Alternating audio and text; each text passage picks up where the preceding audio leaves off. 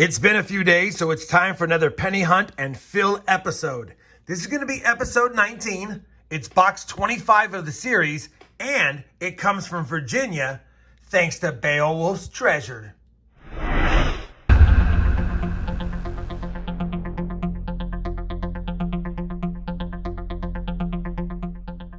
Hey everyone, it's Rob with RobFindsTreasure, and welcome back to my channel. I again want to thank the 95,000 plus subscribers that have subscribed, and to remind those that if you are watching the videos but haven't yet subscribed and enjoy the videos, please consider subscribing to the channel. It helps a lot. Plus, we're on that push for 100K. Now in front of me, I've got one penny box and 4 rolls. I want to thank Beowulf's Treasure for sending me a trade for this penny box so I can hunt a box from the state of Virginia. Now, he also went above and beyond and decided to go ahead and send me the last 4 rolls from one of his hottest wheat cent boxes he's ever hunted. So he hunted 46 of the 50 rolls. I think he said he had 48 wheat cents in those 46 rolls, so that's quite a feat. Now, I've already checked the enders on these 4 rolls. I don't see a wheat cent ender, but there are several copper enders, so I'm excited to get into those.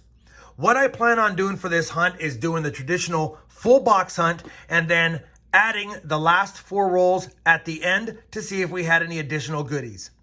Now, if you have not been watching this series and are not caught up through the first 24 episodes, as a reminder, I have a link to the playlist that starts the whole series from box 1 down below, and I'll even put a quick link up here. That way you can go ahead and click on one of those links and get caught up before watching this episode so you don't spoil where we're at in the book. Now, for those already caught up after last episode, we now have 155 of the 234 possible spots in this album completed. We have all of the 90s, all the 80s, all the 70s, and all the 60s, except for the 2 small dates, the 70S small date and the 60 small date, which we may or may never find, but we're always going to keep an eye out for them, especially the 60 small date when we get the Northeast or Philadelphia Mint boxes. Now, we've done a good job of filling up most of the 50s other than the S mints. Most of the 40s are starting to get completed other than the D and S mints. And then we've got some work on the 30s back. Of course, those are the tougher ones to find in circulation. That being said, now that you're all caught up, I'm ready to get this hunt started. Now, obviously, in box trades, most of my subscribers that do send me boxes do pop the top to make sure that they are sending a circulated penny box. That way we have a hunt, and that was done so. So we definitely have 50 circulated penny rolls plus the 4 additional ones for this hunt.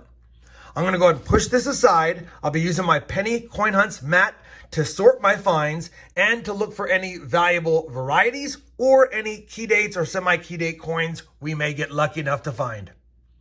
You guys know the drill. I'll bring you in if and when we have a first find. Well, I was getting nervous. We're already on roll number 16 and we didn't have any wheat cents found. We have a few side finds, but finally we've got our first wheat cent. And that's going to be one we already have, a 1952D. I just want to double check that Denver Mint to make sure. And it is. 1952D gets us started, but we need some more. Roll number 24, and we're still sitting on 1 wheat cent, that 52D. But we've got a foreign that's not Canadian. I figured I'd show it. It's got the Iraca on the front, 1996. It's Un Centésimo de Balboa, the República de Panama. We do like these coins. That's 2 foreigns now, a Canadian and a Balboa from Panama, and we'll take it. But we'll take more wheats too, please. Same rule and ask and you shall receive, I guess. Looks like we've got a cleaned wheat cent here, and it's a 1956. Roll 27, and we're going to have wheat cent number 3. Unfortunately, it's one we have, a 1942 Philadelphia, but at least we have 3 now. We're on roll number 38, and this box has been really cold in general. Yes, we got a few foreigns. Yes, we got some 59s. Yes, we got a couple of nicer cents that I like, one with toning. But 3 wheat cents, it's been ice cold. I'm bringing you in because I've only found one of these, if it's what I think it is, in all of the boxes I have ever hunted, and it came from Hawaii. Take a look at what I see on edge in roll number 38. I'm pretty certain that that's going to be a steel cent. And on top of that, look at the copper. We have not had a great copper box, and all of a sudden, roll 38, we got a lot of copper and potentially a steel cent. The good thing about steel cents is they are magnetic. So if that's a steel cent, we should be able to extract it with just the magnet. Oh my goodness gracious. And we've got a 1943 steel cent. I did never think we would find any of the 3 steel cents minted in Philadelphia, Denver, or San Francisco in any of the boxes. It doesn't even matter that it's been a light box. That is a find that I would not have expected to find. And now that we've got one, it gives me hope that we have a chance to find others. I'm serious. I have hunted probably 800 boxes, and other than customer wrapped rolls, I have never found a steel cent in a bank wrapped roll except for from the state of Hawaii in one of my coin battle episodes early on. Unbelievable. I'll have to take this off now and put it up there on the board. 1943 Philadelphia minted steel cent. And I will check it for the double die obverse here in a second, as soon as I get my scope turned back on, and we'll take a peek. So it's definitely going to be hard to see, but it would be on the date, and you'd have extra thickness on the numbers in the date, and I don't see them. Either way, wow. 1943 steel cent found in a bankroll. Cannot get mad at that. Hopefully, out of all that copper, we find more wheat cents and even better rolls to end the box. Very next roll, roll number 39, we're gonna have another wheat cent. And before I expose it, for those wondering, I did take the magnet and double check the rest of the rolls to see if we had any more steel cents now that we found one. Doesn't look like we do. We do have a wheat cent right here. It'll be wheat cent number 5, and it's gonna be a 1957 Philadelphia. Same roll, box is heating up. 1958 Philadelphia wheat cent found as well.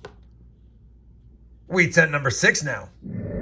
Roll number 43, just grabbed it out, and when I flipped it around, we've got a 20s wheat cent. It's hard to focus on it, but there's a 192, I believe. So let's see what it is. We need 20s wheat cents. That 20s ender is going to be a good one because I don't think we have it. 1928 Philadelphia. Not that bad a condition either.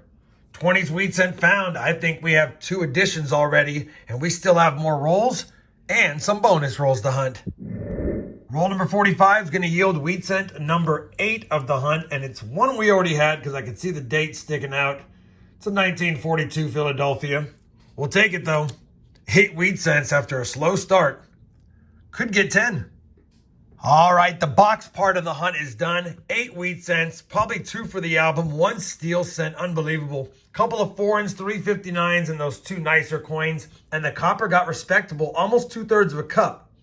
But we've got the 4 side rolls now, and they will count as part of this hunt. I'm just gonna grab the first one out, and I'm gonna crack it open off camera and do my normal recap or finds as we find them. But if I run into a few wheat cents, maybe we'll do 1 or 2 of those live, just to get an idea if these are as hot as the box he got them from was for him.